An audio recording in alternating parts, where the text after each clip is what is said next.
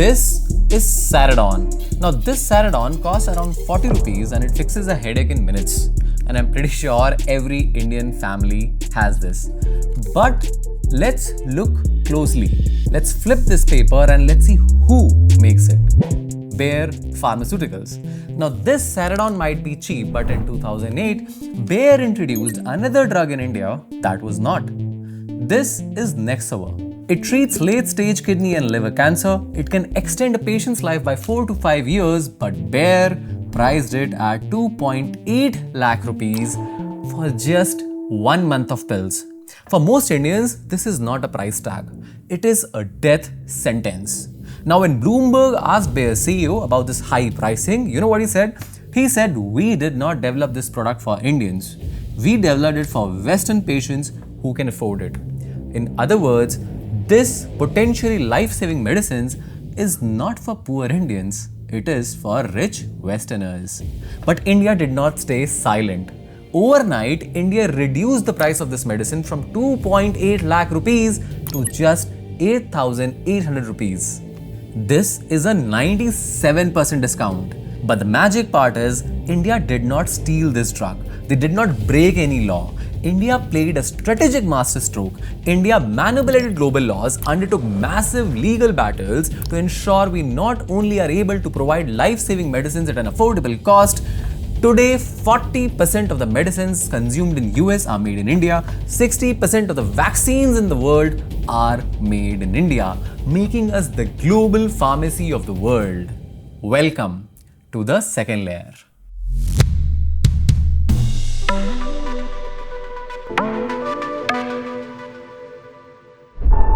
Now, to understand how India legally stole those medicines, we have to go back to 1970s. Before this year, India followed British patent laws. But in 1970, the Indian government passed a legendary piece of legislation, that is the Patents Act of 1970. This was the first strategic masterstroke that was going to make India the global pharmacy of the world in years to come. This act basically introduced two types of patents, the product patent and the other is process patent. Now let's take this iPhone for an example. This glass on the iPhone is called the Gorilla Glass and it is very resistant to crack. The patent for this doesn't belong to Apple. It belongs to a company called Corning. Now, does Apple know the exact composition of this glass? Of course, everyone knows that. But here is the catch. Even if Apple figures out a cheaper, faster or a smarter way to manufacture this exact same resistant glass with the exact same chemical composition, they still cannot do it. They are legally banned from doing it. Why? This is because Corning holds the product patent on this glass.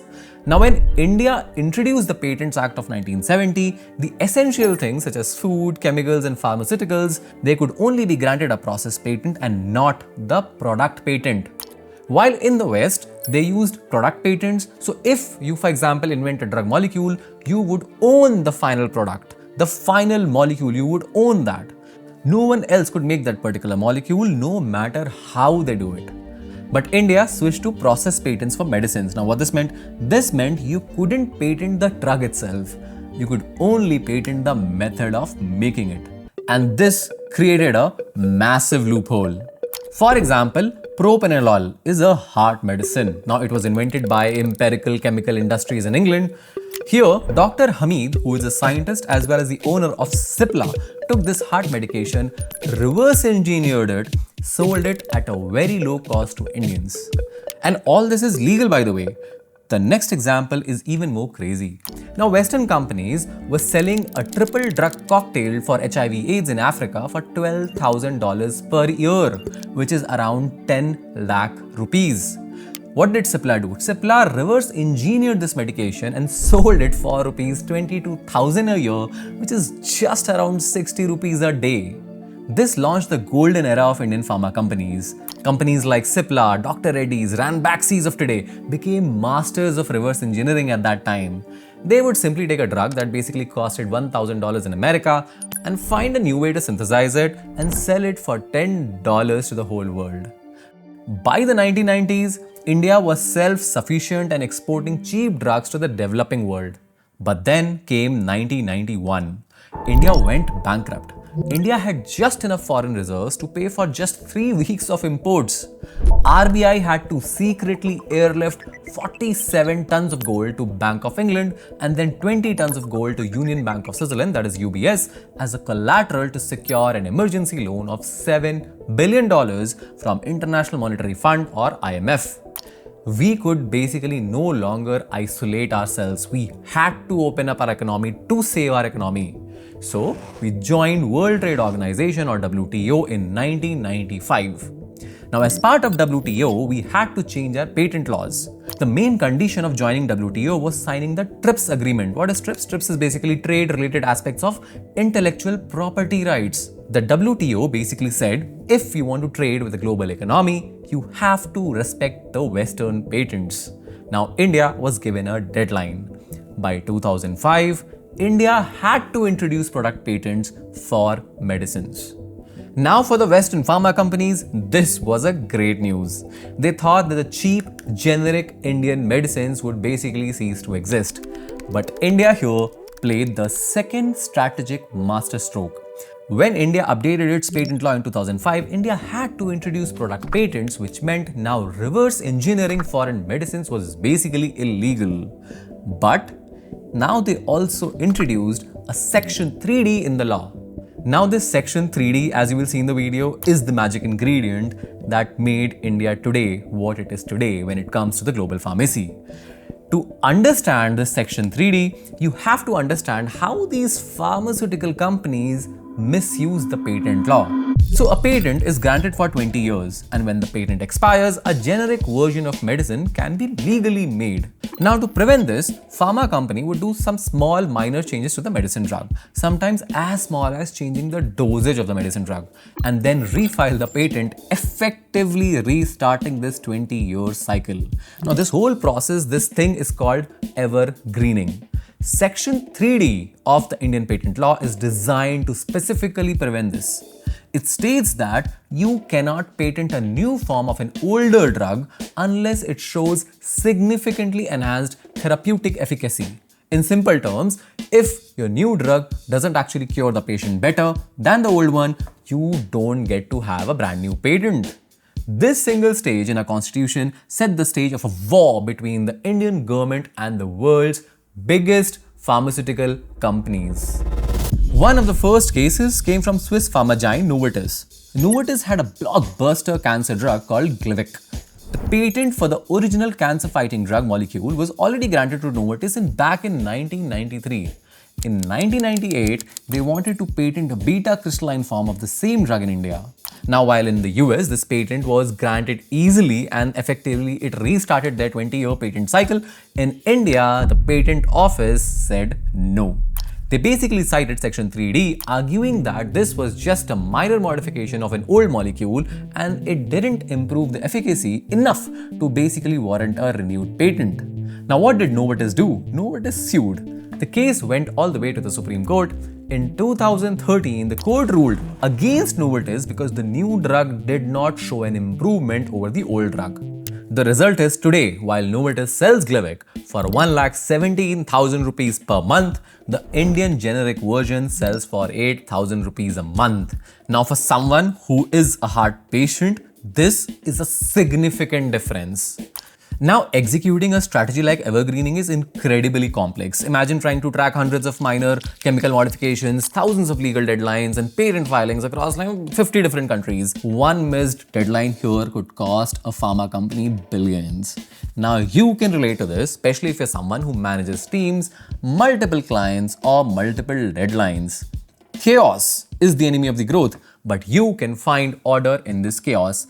This is why you need Odoo projects. Now, Odoo is an all-in-one business management software that helps you integrate and automate your business workflow. And with Odoo project, you can collaborate and coordinate effortlessly. You can assign tasks, set clear milestones for your project, track deadlines, and see everything clearly on a simple dashboard. It has advanced views like Kanban view that shows each task as a sticky note with key details on it, along with different stages to track progress of a task.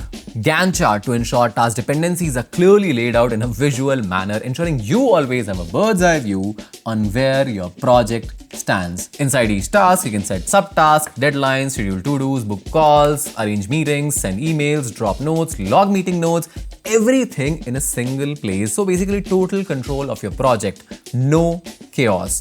The best part is though, your first app on Odoo is free for life. This means full unrestricted access to Odoo projects with all the features for free.